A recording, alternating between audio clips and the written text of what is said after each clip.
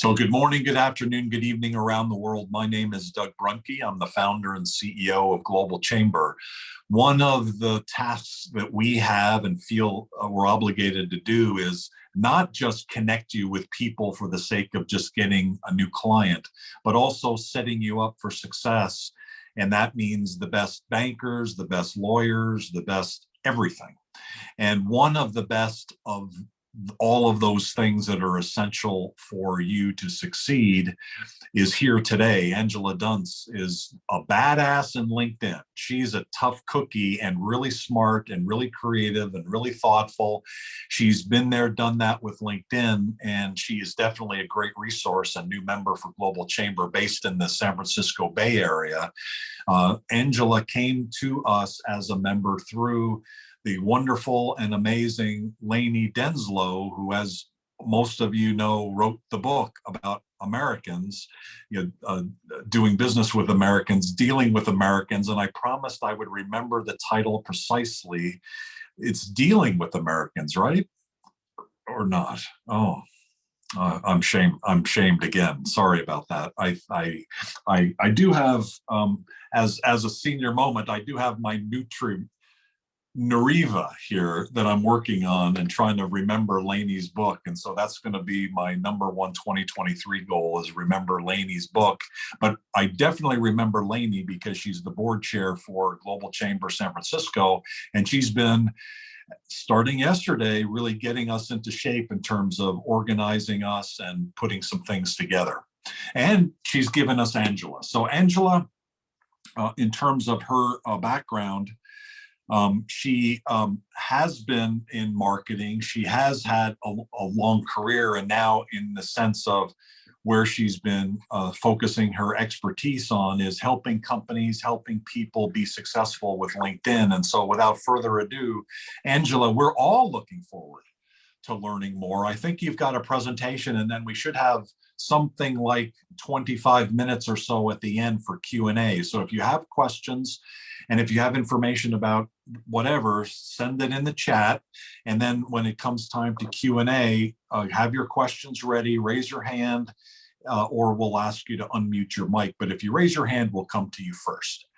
Angela, what mistakes did I make other than the name of Lainey's book in the introduction? Hopefully I didn't make too many mistakes on your background. What else would you like to say to make it a complete story? And I give the stage to you. Well, I don't think my background is what's going to be important here today. I don't think anybody really cares about that. They just want to know more about LinkedIn and how to use it well. So Sounds Doug, good. you did a great job, and I do in fact have a presentation, and I'm more than willing to share it afterwards if anyone's interested in seeing it. So I'm going to dive right in to the PowerPoint presentation. And what I do want to tell everybody is, if you would like to interrupt me during the PowerPoint presentation, please do. One of the things that I know about questions is, if you save it until the end, you're probably going to forget what was so important about that question. So we're a small group today. Either write it in the chat so that you don't forget it, or just unmute yourself and say, is it okay for me to ask a question? And I'm going to say yes, and we'll discuss it right then and there. And perhaps the slide will even be important. So I'm going to dive right in. We're going to be talking about optimization today, and that may seem like a very strange topic, but it is the most important thing. How do you get found on LinkedIn when people use that search bar? LinkedIn is designed specifically as a search engine.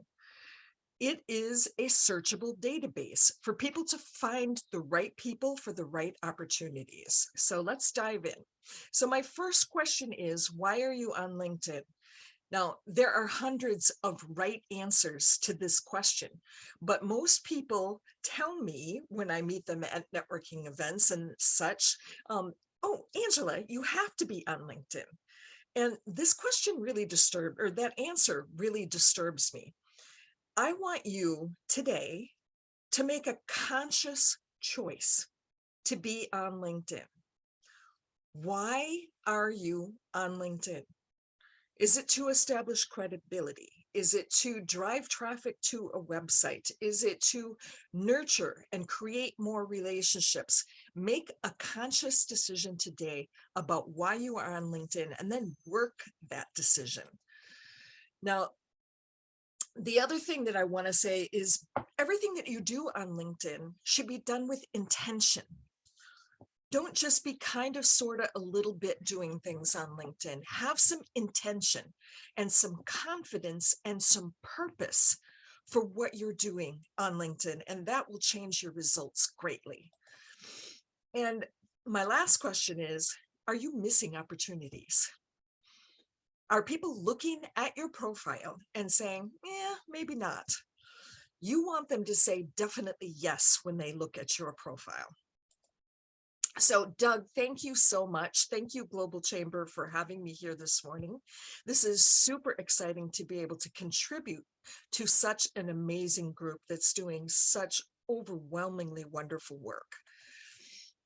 So what is optimization on LinkedIn? LinkedIn itself is like an internet inside the internet. It has its own priorities for search, and the algorithms decide if your profile gets served up in a search or not. And you definitely want the algorithms and the crawlers to find your profile and serve it up if there's ever a search. So how do you do that? So what is the purpose of optimization? It is definitely to amplify your visibility. If you've done a great job at optimization, your content is going to be seen by more people than content that is not well optimized. If your profile is not optimized, that also hurts your content that you're sharing. So you want to be findable. You want to be top of mind. You want increased opportunities. So here's the facts. We're approaching 900 million people on LinkedIn. It's noisy out there. It's busy. There's a lot of people. 900 million. How do you stand out from that many people? And optimization is definitely one of those ways. It's the ways that the algorithms and the crawlers will find your profile first. So I promised you 3 tips on how to be found on LinkedIn. And here we go. Number 1, complete your profile. Most people don't know that there are new sections that have been added to their profile, and they're not using all the things that they could be taking advantage of. So what are those things? Your headline. Most people have their title in their headline, and frankly, no one cares what your title is until they know what you can do for them. So that headline space is not being used optimally. Optimal ways to use the headline are to tell people, what is the problem you solve? What is the audience that you serve? And what are the results that you bring? And then the banner space. The banner space is something that's so important. Doug has been one of my star students because he changes his banner purposefully all the time to show off different groups of people that he's just met with. And that is such a brilliant strategy. And I'm sure that it brings him a great deal of visibility because he's really connecting with the people that he's just met with. The next thing is my story. Now, most people don't know that it's even there, and it's something that you can take advantage of on your mobile, but it is seen once you create your story. It can be seen on a PC by anyone. What it is a 30-second video that's attached to your profile photo. My friend Judy Dang has made the most brilliant My Story on LinkedIn, in my humble opinion. It's 30 seconds, but she's so purposeful and she's so engaging, and she makes it seem like she has all the time in the world to invite you in to look at her profile. It's really brilliant. Creator mode is another option that's been around for 2 years that allows you to have hashtags, quintessential hashtags for what you do and the problems that you solve. Contact information. Most people do not take advantage of that either. You have 3 URLs that you can use there. So It's great if you have a website, but what about an appointment link or the blog page on your website? Or for me, a lot of people come to me through YouTube. So my YouTube channel is what I use. Name pronunciation. I'm going to guess there's a lot of people in this call right now who have their name slaughtered on a frequent basis.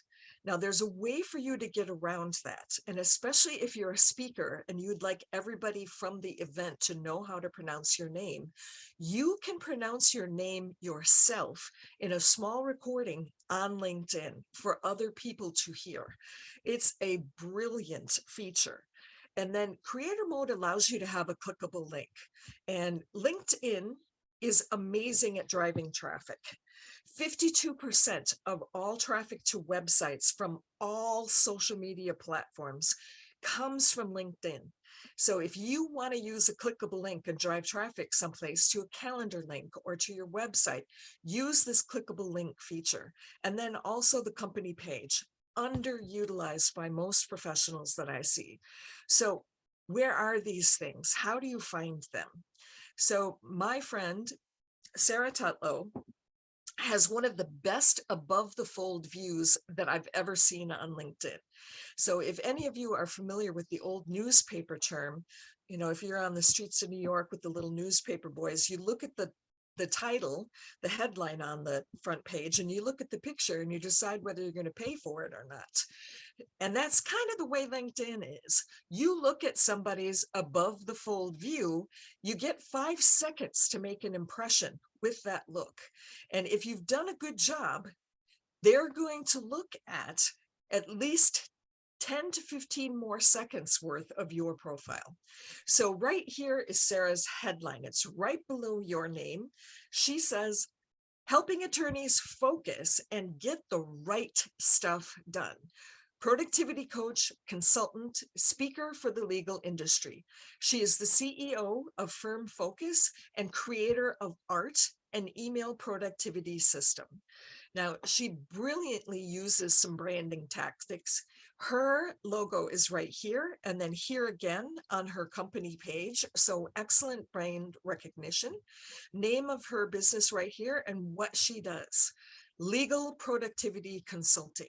Now, you know almost instantly whether this is for you or it's not. So it's a very good job of sorting things. She also talks about email organization, law firm efficiency, legal productivity, more time for lawyers, and attorney time management. This is what creator mode allows you to do, is to add these quintessential hashtags. And then here's her clickable link. Need more time in your day? This will take you right straight to her calendar so that you can set up an appointment with her. And then when I was talking about the name pronunciation, right here, this little thing, if you click this, she pronounces her own name so that if she's speaking somewhere or you're meeting her for the first time, you can say her name correctly. It's a really nice little feature. So here is a bonus tip for you on the LinkedIn profile and filling out the profile intentionally. There are 3 places on your profile where the keywords are weighted the most heavily, and the skills section is one of them. I really consider the skills section as one of the most important and most overlooked sections of your profile, simply because it allows you to have 50 strings of keywords. Excuse me, I have a little bit of a cold too. 50 strings of keywords that are a freebie for the optimization on LinkedIn. So you really want to think of every single keyword somebody could possibly use to find you and include them in your skills section. And then also in creator mode and the headline. Those are the 3 places where things are weighed most heavily. So number 2, we're talking about keywords. So let's dive a little bit deeper into keywords. Those are your second greatest opportunity to be found on LinkedIn. So I'm going to ask you a question. a personal challenge. Actually, I want to look you guys right in the eye when I give you this challenge. I want each of you to think about, what are your 10 quintessential keywords? What are the problems that you solve? What are your superpowers? What are the things that you really do for your clients? I have a client that calls me his CMO for LinkedIn, which I thought was very interesting when he first said it, but you know what? He's absolutely right. I am the chief marketing officer for a lot of people for LinkedIn. So think about what it is that you really do and what are those keywords. Now I'm going to go back to the PowerPoint, and I want you to think about what those 10 keywords are so that you can start thinking, how can I get in front of the right people for the right opportunities? So the 3 places I just mentioned are: number 1, get those keywords into your headline. Get them into creator mode. Creator mode takes about 5 minutes or less to set up, and then get them into your skills section. Now, there isn't really a limit on the length of the keywords or the hashtags that you put into creator mode. So, if you're an attorney, you also want to be using the term lawyer. What are all the different things that you're going to use? If you're a CPA, you want to spell it out, and you want to use an acronym for that. So these are the 3 places you want to focus on to really strengthen your optimization. So what are your quintessential keywords? And this is my challenge to you. I want you to come up with 10 and ask some of your former clients and your best friends, when they think of you, what do they think of? So if anybody remembers the yellow pages and how annoying they were, because you really had to know what category it was that you were looking for. So you really want to think of, what are all the different categories that someone would use to look you up? Now, what you really want to focus on is your entry level ideal client. Those people that are already clients of yours, they know you and love you and understand you. So who you're speaking to is somebody who hasn't worked with you yet and might be a little bit intimidated about the kind of language and industry jargon. So you don't want to use that. You want to use very simple terms that they would use to find you. And then you want to cross-reference those terms. What are all the possible variations of the industry that you are in that they would use? And then think about all the different forms of those simple words and get those into your skills section. So here's a bonus tip for you. Hashtags are amplified keywords. So when you're posting, you want to make sure that you're using the right hashtags so that the right people find you. And the way that I like to explain that is, the hashtags are communities. They're people who follow certain hashtags so that they can find the best and most recent information. For example, I belong to a community of conscious business owners. There are several different hashtags that we follow. So conscious business, conscious capitalism, intentional businesses. Those are some really good hashtags to follow if you want to know more about the kind of information and meet people that are interested in those arenas. So tip number 3 is, how do you get found using my very favorite thing, which is density. So what is density?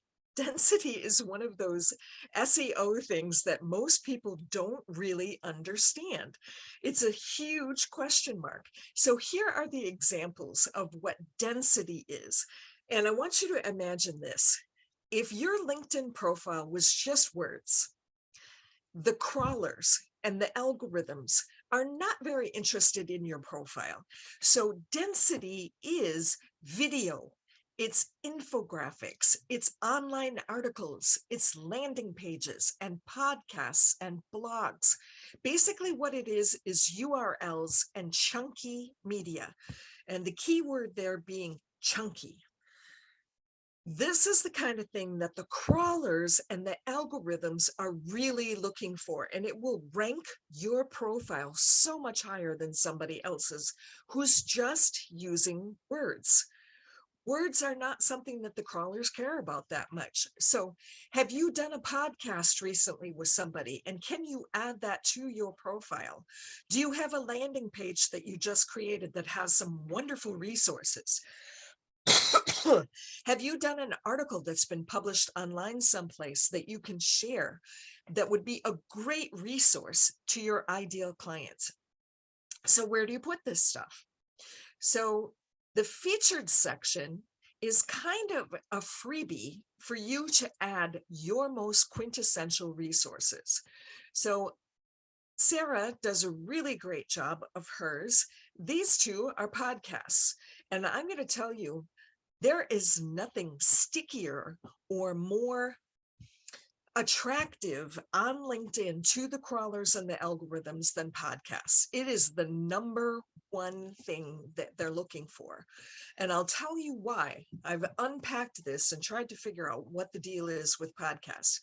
Generally, a podcast is something that's promoted by both the host and the guest to the podcast. A podcast has its own URL and its own page on the podcast itself. It has all kinds of backlinks and front links to it. If you want to talk about density, a podcast is the most dense thing that you can share on LinkedIn to start attracting more attention to your profile.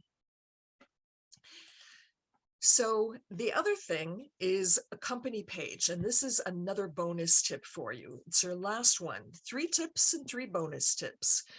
Your company page is a tremendous opportunity on LinkedIn. You want to make sure that you get brand recognition by using your logo on your company page. Now, why is a company page so amazing on LinkedIn?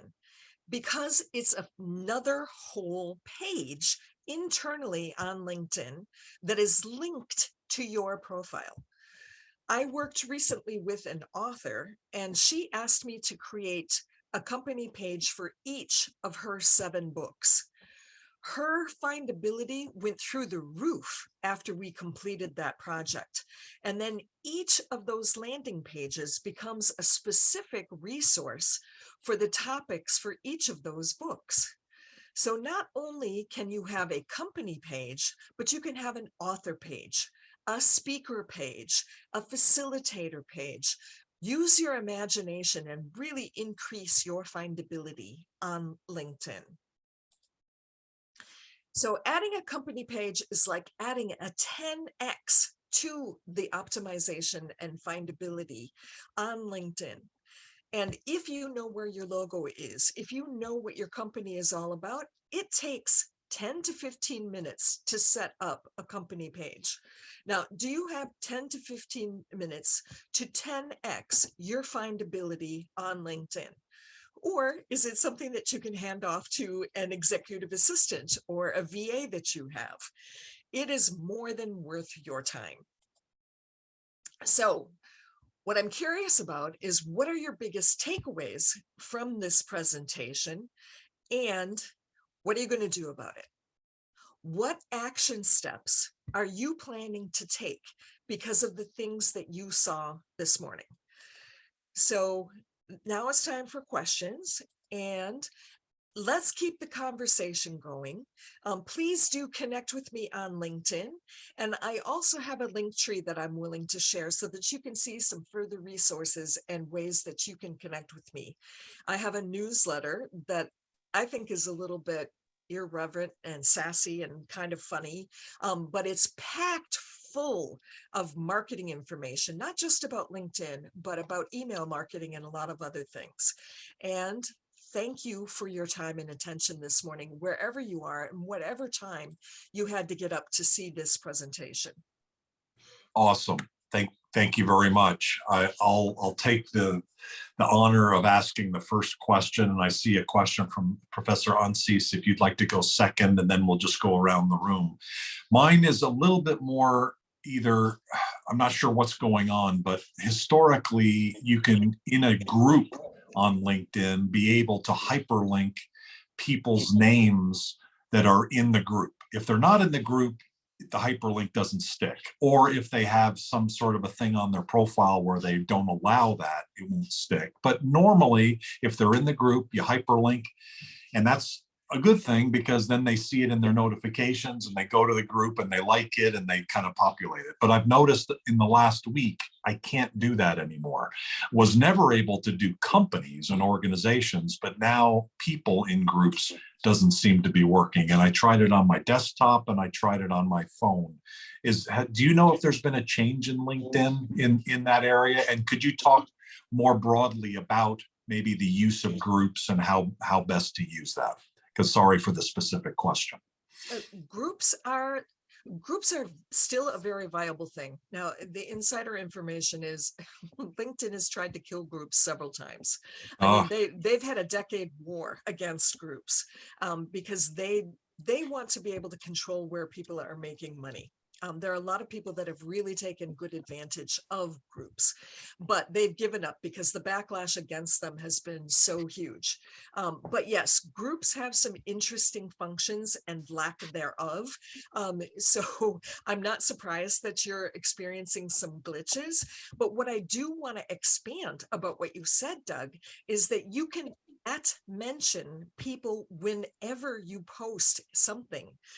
For example, I belong to a marketing group inside of Provisors, and every time we have our monthly meeting, because I'm the LinkedIn person, my job is to take a screenshot of our meeting, just like this, and post it on LinkedIn. And then what I do is I @mention and thank the speaker, and I @mention every single person that attended that meeting so that we can continue the conversation and continue the connection and relationship of everybody that was in that meeting and in the group. And if you do that, it's amazing the visibility that you get in the newsfeed and the participation that you get. And Doug, I'm going to guess that it's just a glitch. In the regular newsfeed, you can @mention a company or an organization as long as they have a company page on LinkedIn, but you have to spell it exactly the way they do. That's the only challenge there. And, you know, with universities, it's like University of something, their names are so intricate. You have to make sure that you have exactly the right order of words and the right spelling. LinkedIn is extremely literal, but it is a tactic that works really great. And I would encourage people to use it. Now, there are people like me, I'm an introvert.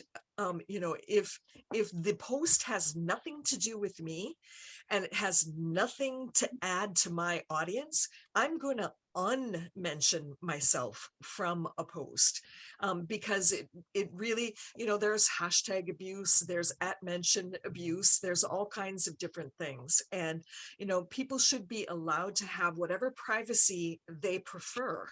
So don't take offense if somebody mentions themselves.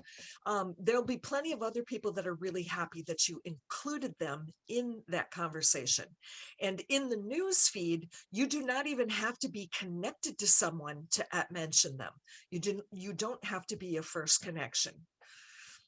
But that's a great tactic, Doug, and I'm glad that you're using it successfully. And I would wait until the end of the week. Here's the thing. Okay. Now, think about this. 3 people per minute are adding LinkedIn as they're adding a profile on LinkedIn. 3 people per minute are becoming members on LinkedIn. Now, think about in an hour, how many people that is. In a day, how many people are adding themselves to LinkedIn? LinkedIn is an awful lot to manage on the back end, and there are glitches, Doug, and I'm sorry that you experienced that, but I'm pretty sure that's only temporary. Okay. The basic idea then is that it's good to have people see your name and be driven to your profile, right? I mean, that if you're in LinkedIn, if you click on things, you mention people, you hyperlink them, those are all good things, right? If you're looking for traffic. Yes, and especially if you're a speaker or a facilitator, to be thanked and mentioned in a post like that it just gives you the warm fuzzies. Yeah. So giving them is a good thing. What Yes. Professor Ansis, you have a question that's kind of specific about targeting companies from overseas, and you're asking for help there. You want to ask your question? Thank you, Doug, so much. And thank you, Angela, for being here today. It's really, today, rather than being the professor, I'm the student. So the question is, we have agents in Italy, in Germany, in Australia, in England, and in Israel. And they are the ones that provide us feed or potential clients for us, companies who want to come to the US. And everybody has been talking to me for years about LinkedIn, and I'm there just because default. I have absolutely no intention. I'm just there. The question is, how do I effectively use LinkedIn to find suitable potential prospects in foreign countries who are interested in coming to the US? Oh, I'm going to say thank you, thank you, thank you for teeing me up for one of my favorite questions. That is so awesome.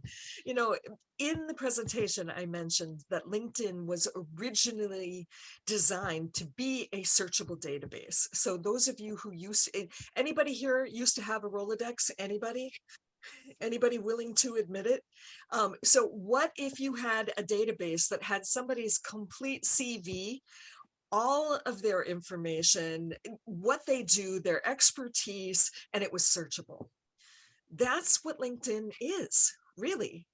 So the other side of that is the advanced search features. And even with free LinkedIn, you have really great advanced search opportunities. So you want to think about what are some of the keywords and the titles of the people that you're looking for. And I mentioned during the presentation, intentional business.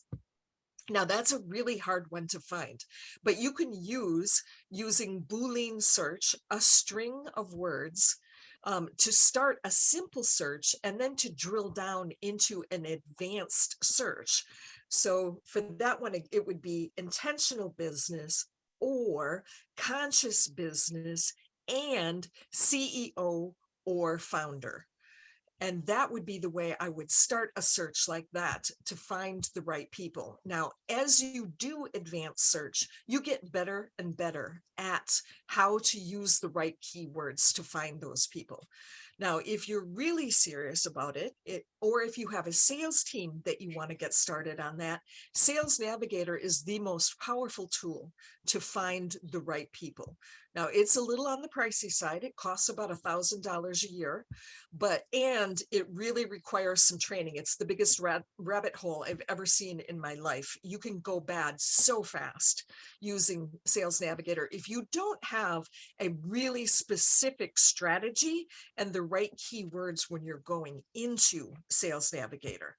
Now, I have lots of clients that are using Sales Navigator, and I had one client that had a 6-figure month recently because he's using it so effectively. So search features on LinkedIn are a whole art and science of their own, but definitely something that you should be taking advantage of. Thank you so much, Angela. You're just fantastic. Again, thank you, Doug, for the opportunity today.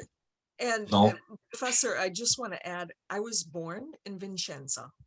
Oh my God. Angelina Maria Cristina Duns. Oh, e allora benvenuta al Global Centro oggi e grazie di nuovo per tutto quello che ci ha presentato. Well, and unfortunately, I don't speak the language. Whoops. Whoops. But she is a cowgirl, and so that counts just as much or more to that. To build on that question, Terry Cotton, or no, it's Dr. Joelle Martin has a question. And Dr. Martin, if you'd like to ask it yourself, because it's a follow-up to what was just discussed. Yes, indeed. Thank you so much, Doug. Angela, awesome. Thank you. How do we get set up in the right way for Sales Navigator? I tried it, but you know. I hear these stories all the time. And what I do for most of my clients is I do a 90-minute strategy session, and we really drill into, it requires several things. Number one, do you know your target audience? And number two, do you know what the problem is that you solve for them? And once you know those two things, then we go after titles and keywords and locations, geography, that sort of thing. And then what I do is I try to make sure that I never leave an appointment without having 3 really high quality lists for that client to mine for at least a quarter. For some of them, it'll last a whole year, depending on how big those lists are. And then you designate the leads and you just start whatever strategy it is that we came up with for you to connect with them. Welcome message, get to know you message, a deeper message, that sort of thing. It's a whole strategy, and it is worth spending some time on. Thank you very much. Dana and Aparna are next. I do want to mention somebody in the audience here, Gunjan, who, for whatever reason, Gunjan, I've noticed in the last week, your content is very interesting to me. And so, it's like, wow, that's really interesting. You're posting about chemical companies and pharma companies and bigger size and investing in India. And I don't know what you're doing differently, but LinkedIn is putting it in front of me. And then I think I'm liking it. And then it's probably feeding more of those to me. I guess that's how it works, right, Angela? If like the things we like, yes, it's identifying. And so I like Gunjan's stuff very much. So I don't know what you're doing, but it's magic. Thank you. Yeah, thank you. So Dana, you have a question.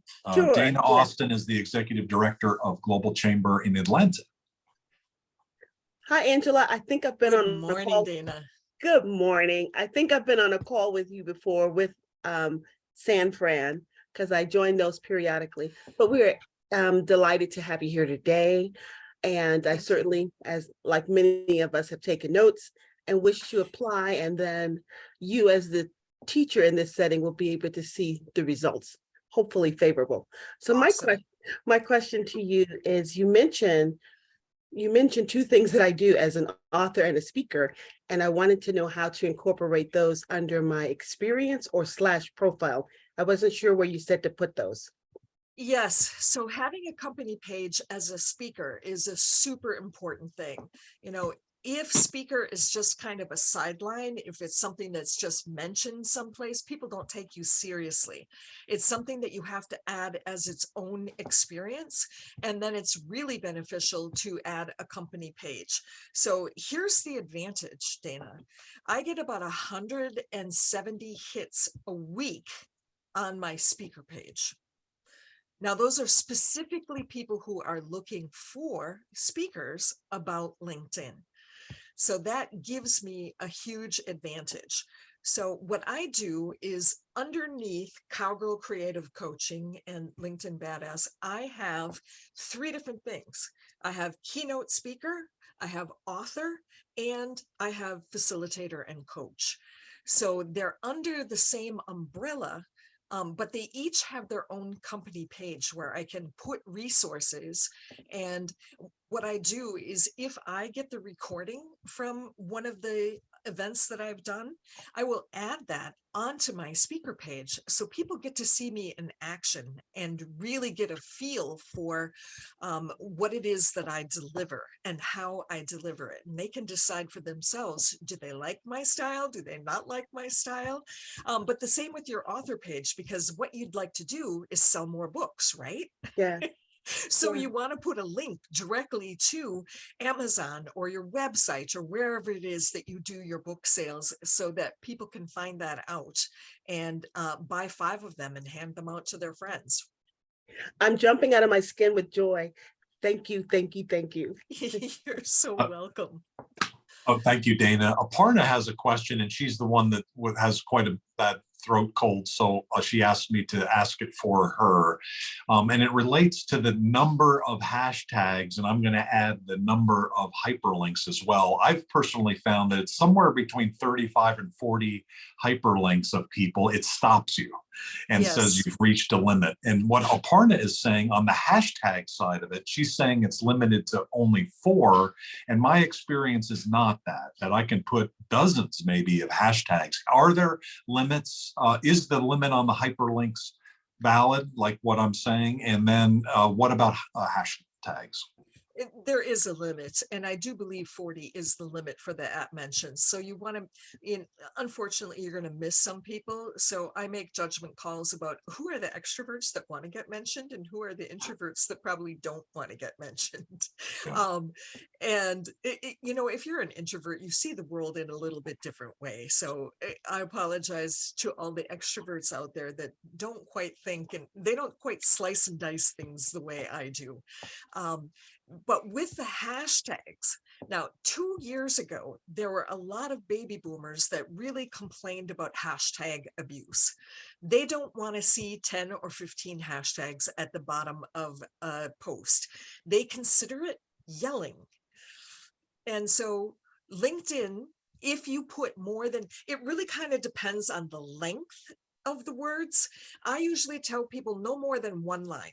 If it goes over 1 line, you're into abuse. But what it boils down to is 3 to 5 hashtags is really the limit of what you should be using with a post.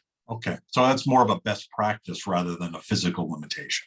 Well, exactly. And, we're all trying to win this algorithm game and get our posts in front of more people. And so they are really serious about dinging posts that do not fit their algorithms. So you Okay. want to make sure that you don't do anything that suppresses your post. And hashtag abuse is definitely one of those things that will earn you some some bad juju on the LinkedIn Interesting. algorithms. But one other thing it was Jason Ball of the Business in Japan group mentioned this to someone else, fortunately not me, but I picked up what he said is when you use a hashtag in a group, it's not a good idea because when people click on it while they're reading you, they go outside the group. So it like immediately pushes you out. And so putting hashtags in group text doesn't make sense. Is that how you would view it as well?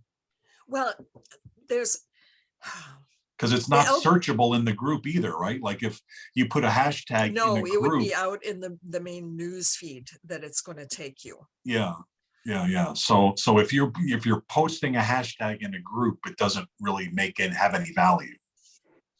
It doesn't, because if you do a search on that hashtag, it's going to take you back to the main news feed, to all of LinkedIn, which is scary and large, and you can get lost out there.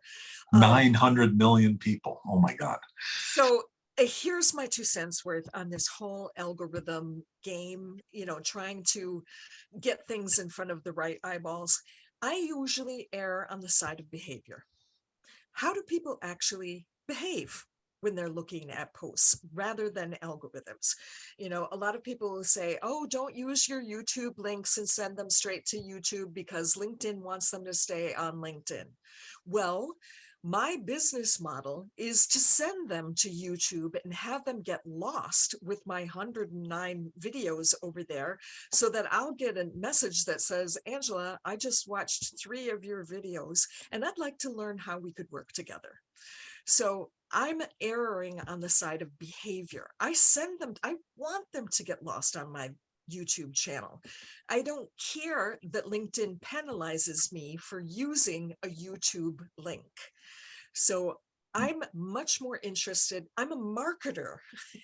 Behavior is everything to us, right? It's how people respond to posts and what they're going to do.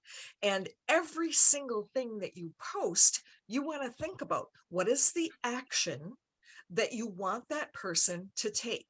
And you want it to be a teeny tiny little step. So questions are great.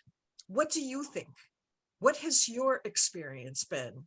What are you finding with your clients? Or here's a resource, here's a PDF that will help you create a fantastic post. Download it from my website. You know, teeny tiny little incremental steps to pull people into your world and get them more connected to you so that when timing, need, and budget come together, you're their person. They've already chosen you. That's awesome.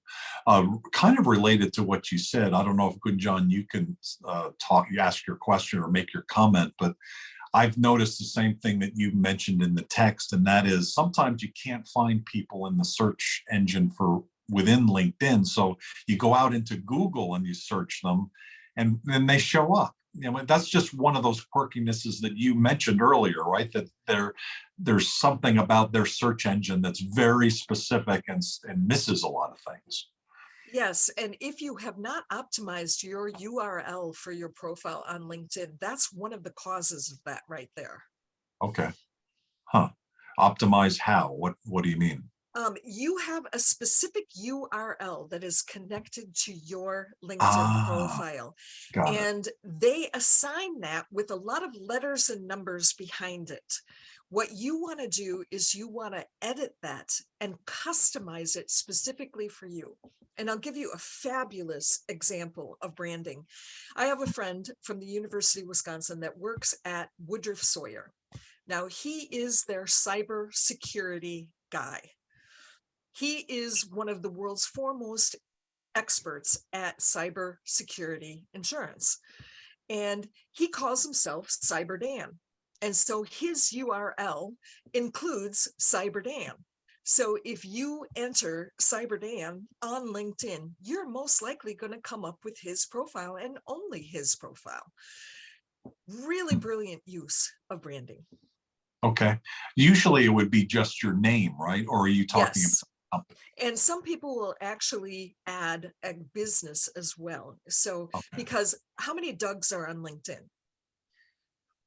Thousands? A lot. Millions? I'm not sure. But you could put your name and then Global Chamber, and then it would make you more distinctive. I see. In the URL. Yes. Interesting. Okay. I am the only Doug Brunke in the world that I know of. If you find one, let me know. But I think so far, so good. What other questions do people have? We're running out of time. We've got about 8 minutes. Go ahead, please. I had a question. Yes, sir. Is that Gunjan? Oh, that's Shankar. How are you? Good, sir. How are you? What's your question? My question is, I see when I go to LinkedIn, I see, click to like, and I like certain topics and I like certain things that are broadcasted. But I also go to other places and there is a like there and I click that. And sometimes I feel people look at that and come to me. Is that a correct way to do things? Well, and that's an interesting question because LinkedIn just published their algorithm report. It's actually two of my friends that come out with the report. Likes they're great. They give you visibility, and going into the newsfeed and liking 2 articles a day and commenting on one will increase your findability by 67%. But Wow. the most powerful thing that you can do is the comment. Likes are cheap. They're 1 point. If you comment, it's 14 points. And that's 14 points for you and 14 points for them for that post that they created. So if Doug posts something and you're trying to amplify it, comment with a relevant comment on that post. Add something to the conversation. It is a whole strategy for visibility. You don't have to post content to increase your visibility on LinkedIn. I have a whole strategy for how you comment, like, and share to increase your visibility that's even more effective and takes less time. That's amazing. Keep it positive, Shankar, okay? Thank Gloria, you. Gloria, sorry I missed you. I don't know how long you've had your hand up. Gloria Peterson, who's the champion of our book author program at Global Chamber, and she runs Global Protocol Academy. Please go ahead. Yeah, I have a curious question. In my etiquette training, I've always trained that if you have a male name, after the name, you'd put in paren, MR period, which says male. If you are a female name, because sometimes a Lou, L-O-U, could be male or female, you would put in paren afterwards, MS period, to identify you as a woman. And certainly I've learned that from Letitia Baldridge, who is the guru of etiquette training, period. Why is LinkedIn doing this he, him? Her? It's driving me nuts. She, her. Well, it's because of the LGBTQ community. People have preferences, and to provide us with clarity, you know, someone who might have just met someone, they have preferred pronouns. Now, if you're trans, do you prefer to be a she or a he? So it's really to help with the LGBTQ, to give them choices about how they want to be recognized and addressed. And the Mr., the Ms. doesn't do that. That's It- why I'm struggling. It's another way of doing it. It is not their preferred. Okay. Yep, Thank you. that's just the way it is. If anybody here, if you want to watch a great show that probably will reinforce what Angela's talking about, is We're Here on HBO. It's an amazing program. It's inspiring. It's horrifically sad, and there's some really good moments as well. So what other questions? I think I heard somebody asking a question. It's Gunjan. Can I ask something? No, you're not allowed to, but oh, okay. Well, yeah, okay, you can. Go ahead, please. So I'm seeing a tremendous amount of spam coming into LinkedIn, and it's in two formats. One is Great question. profiles that are clearly fake, you know, and in my case, it's often people, you know, you can see the photograph is of an attractive young woman. She graduated from Harvard and is the CIO of Roche or something like that. You know, you can tell, you know, blind person can tell that it's a fake profile. I'm probably getting 3 or 4 of those a day. And some of them, I mean, I do business internationally, so I'm, you know, sometimes it's hard to, you know, the real requests come in and they kind of get confused with these kinds. It seems to me that LinkedIn is absolutely aware of this. They can't, I mean, there's a definite pattern that these follow, but they don't seem to want to control them or limit them in any way. Yeah, it's a good question. I had asked Angela that a few weeks ago too, because I don't get 3 or 4, but I get a couple a day. Angela, any news on this and anything we should do to try to combat this? With 900 million people on LinkedIn, it's really quite a job to police. And they have people complaining about, you have no idea how many different በሩን things. ዝጊውና ትራፊክ ጠርቼ እመጣለሁ። ትራፊክ Uh-oh. ጠርቼ እመጣለሁ። 22 ጠራዋለሁኛ። ታርጋውን ነቅሎልኝ ይወስዳል። ይያዙትና ሚሚ let's see if we can find who that is. I see Angela, Gloria. I'm going to mute you just in case. I don't think that's you, but I think we got it. Yes. Anyway. Sorry about that. Anyway, yes, they are very aware of that. Now, here is what helps get that taken care of quicker, is if you actually get proactive. Now, I have people who obviously are much younger and less experienced and from all kinds of interesting places across the globe that try to sell me LinkedIn advice. And they don't know anywhere near as much as I do after having 10 years of experience, but I get spammed by a lot of them. And some of them are fake profiles. So I block them. Now, once someone is blocked, by the time they've been blocked by 10 people, they get put into LinkedIn jail. If you get put into LinkedIn jail 3 times, you are pulled from LinkedIn permanently and blacklisted. Every variation of your name, every variation of your email. So you can help. LinkedIn isn't going to just randomly start pulling people's profiles. They can't do that. They need us to tell them where the abuse is, and they can't have their eyes everywhere. So I really help them out by blocking people. So there's one black mark. You can go as far as to report a profile that you think is fake, and they only need to have 3 of those to pull someone's profile. Wow. Fantastic. Thank you. Very, very, very great. What do you think, Gunjan? Does that answer your question? You're going to block some more people now? Yeah, I've been blocking and reporting quite frequently, but Angela, Facebook, for example, doesn't seem to have this problem. Much as I don't like Facebook, there's very few fake requests that have come in on Facebook in the last 3 or 4 years to me. You're lucky.